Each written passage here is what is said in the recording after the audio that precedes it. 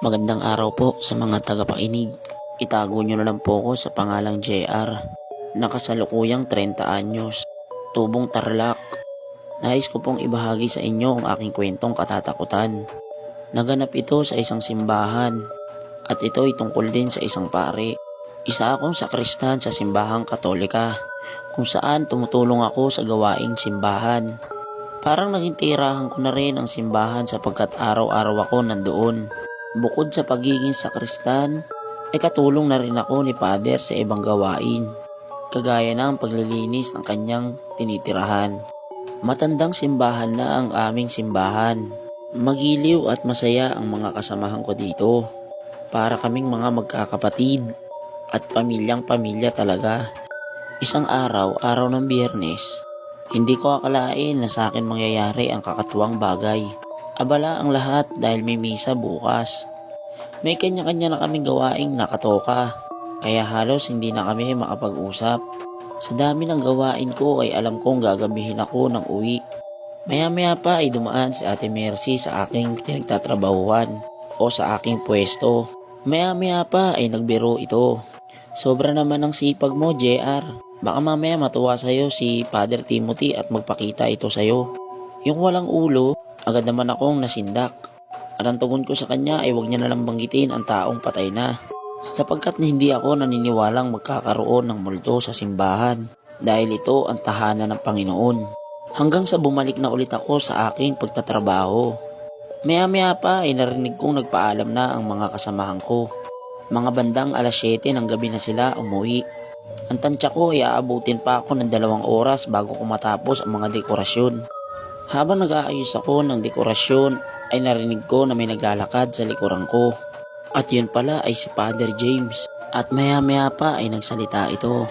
Ang ganda naman ng mga bulaklak mong ginagawa. Yun ang sinabi niya sa akin.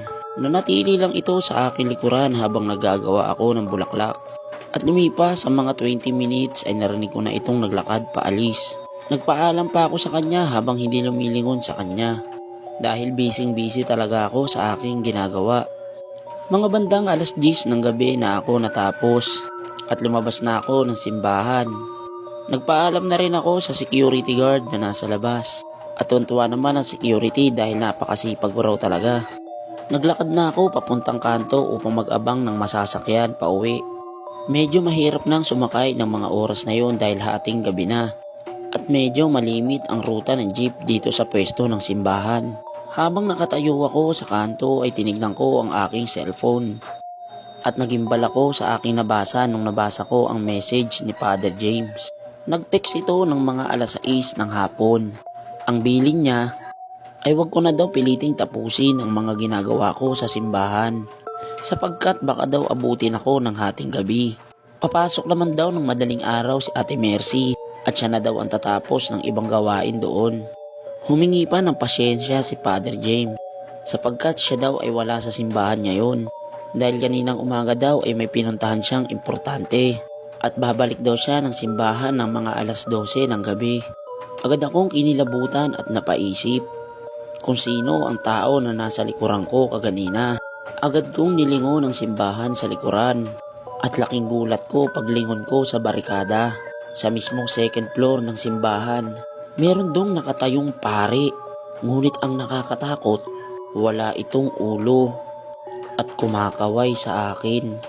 Luma na ang kasuotan nito na parang pang sinaunang panahon. Sa takot ko ay hindi ko na alam ang aking gagawin. Mabuti na lamang at may dumating na jeep. Agad akong sumakay sa jeep at nagtanong ang driver kung bakit daw natatakot ako at bakit nanginginig ang katawan ko. At naikwento ko sa kanya ang nangyari sa akin sa simbahan. At ayon sa driver ng jeep, dati na tong kwento ang tungkol kay Father Timothy, ang paring walang ulo. Madalas daw magpakita si Father Timothy sa mga taong kinagigiliwan niya. Madalas daw pakitaan nito ay ang mga taong masisipag sa simbahan at mga taong may busilak na puso. Wala pa naman daw cases na may namatay dahil kay Father Timothy. Kinabukasan ay nakwento ko kay Father James ang nangyari at ayon kay Father James ay babanggitin niya na lang daw ito sa misa at ibibless na lang uli ang simbahan para sa panibagong katahimikan ng kaluluwa ni Father Timothy. Hanggang dito na lang at nagpapasalamat po ko sa lahat ng nakikinig. Lalong-lalo na kay Mr. Reynal dahil nabasa niya ang aking kwento. Muli maraming salamat po at pagpalain tayong lahat.